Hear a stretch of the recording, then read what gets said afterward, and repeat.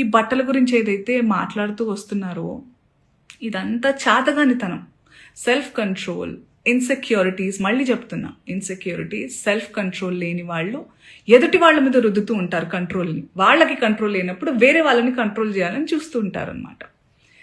అదే ఇప్పుడు clear cut scenario. అందుకే నేను ఇంకా సింపథైజ్ చేస్తున్నాను. ఈరోజు కూడా పాపం సింపతి గ్యాదర్ చేసుకుని కూర్చుంటున్నారు కాబట్టి నేను సింపథెటిక్ గానే ఉంటాను. పాపం ఆయనకు అదే కావాలి కాబట్టి అదే ఇస్తున్నాను. I really sympathise with you. నేనెందుకు అందులో లాగాను, మిమ్మల్ని ఏమన్నా అన్నానా అంటే, నేను కూడా హీరోయిన్నే, నేను కూడా ఫీమేల్ లీడ్ క్యారెక్టర్స్ 1-2 చేశాను. మీరు హీరోయిన్ అని అంటున్న సందర్భాల్లో ఆడవాళ్ళు ఇలా బట్టలు వేసుకోవాలి, ఇక్కడ దాకా ఓకే సార్. మిమ్మల్ని నేను చెప్తున్నానా మీరు ఈ బట్టలు వేసుకోమని? ఎవరైనా ఆ హీరోయిన్లన్నా మీతో అంటున్నారా? నేను పర్సనల్గా చెప్తున్నాను, చాలా మంది హీరోయిన్స్ నన్ను అప్రిషియేట్ చేస్తారు because of the voice I have. And ఆ బలంతో నెగటివ్గా అయితే ఇప్పుడు నేను ఉపయోగించుకోలేదు. ఆ బలాన్ని పాజిటివ్గానే ఇలాంటి సందర్భంలో చెప్తున్నా. మీరు మా అందరికీ బట్టలు వేసుకోవాలి అనే చిన్నపిల్లలం కాదు మేము. మా హక్కులు మాకు తెలుసు, మా ఇష్టాలు మమ్మల్ని జీవించాల్సిందిగా ప్రార్థిస్తున్నాం సార్. మీకు కూడా చాలా వినమ్రతతో చెప్తున్నాను.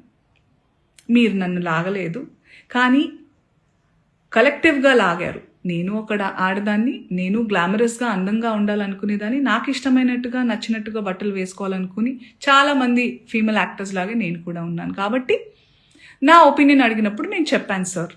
హలో అండి, అందరికీ నమస్కారం. మొన్న శివాజీ గారు ఒక మూవీ ప్రెస్ మీట్ లో చెప్పినట్టు ఒక విషయం గురించి నేను మాట్లాడాలనుకుంటున్నాను. చాలా మంది అడిగారు, సీత గారు దీని గురించి మీరేం చెప్తారు, మీరే స్పందిస్తారు అని. స్పందించడానికి ఏం లేదండి, ఎవరు మంచి మాట చెప్పినా అది వినాలి, మంచి మాట అయితే. కాబట్టి నేను శివాజీ గారు చెప్పిన మాట మంచి మాటే, కాకపోతే ఆయన ఏదో సామాన్ లేదో అని వాడారు కదా.